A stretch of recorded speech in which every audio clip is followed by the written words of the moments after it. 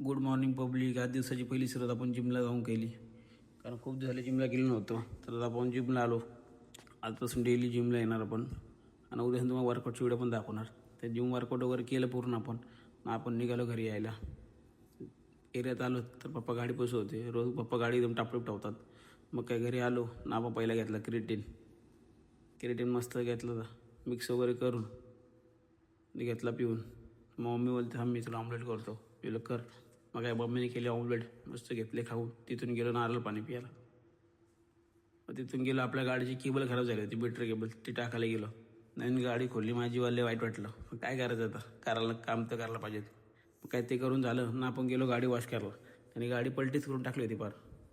मग तिथं आलो शॉपवर, पूजा वगैरे केली, आईला बाप्पाला प्रणाम केला ना, आपण आपल्या दिवसाची सुरुवात केली. सर्व कामं आवरून झाली ना, आपण असंच बसलो होतो.